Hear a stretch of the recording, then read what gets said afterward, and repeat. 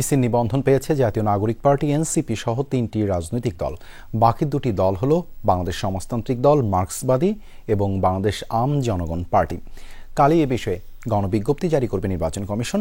এদিকে জাতীয় নির্বাচনে জামানত ও সর্বোচ্চ ব্যয়সীমা কমানো, জোটের প্রতীকে ভোটের সুযোগসহ আরপিওর কয়েকটি ধারা নিয়ে সিইসির সাথে বৈঠক করেছে বিপ্লবী ওয়ার্কার্স পার্টি।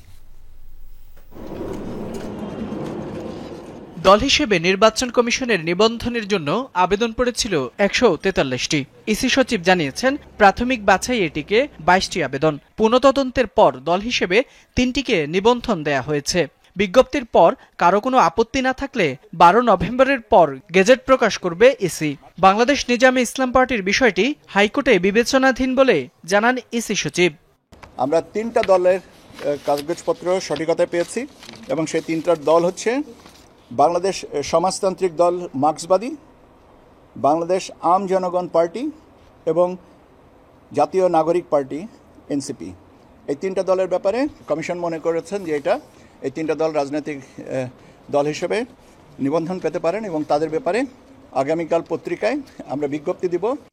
মঙ্গলবার জারি হওয়া গণপ্রতিনিধিত্ব আদেশ সংশোধন অধ্যাদেশ নিয়ে ইসি সচিব বলেন, আরপিও নিয়ে পরবর্তী কাজ করছে কমিশন। আরপিও নিয়ে তো আমরা পরবর্তী পর্যায়ের যে কাজগুলো বাকি আছে আমরা সেগুলো নিয়ে করব। এদিকে প্রধান নির্বাচন কমিশনারের সাথে সাক্ষাৎ করেছে বিপ্লবী ওয়ার্কার্স পার্টির নেতারা। সেখানে নির্দলীয় প্রিজাইডিং, সহকারী প্রিজাইডিং ও পোলিং অফিসার নিয়োগ দেওয়ার দাবি জানায় দলটি। পরে সাধারণ সম্পাদক বলেন, নির্বাচন কমিশনের উপর বিভিন্ন দলের যৌক্তিক চাপের পাশাপাশি অযৌক্তিক চাপও রয়েছে।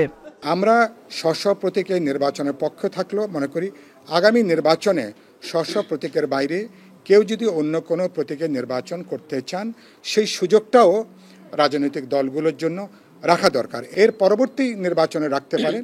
আগামী সংসদ যেন কালো টাকার ক্লাবে পরিণত হতে না পারে সে বিষয়েও ব্যবস্থা নেওয়ার প্রয়োজন বলে মন্তব্য করেন বিপ্লবী ওয়ার্কার্স পার্টির সাধারণ সম্পাদক।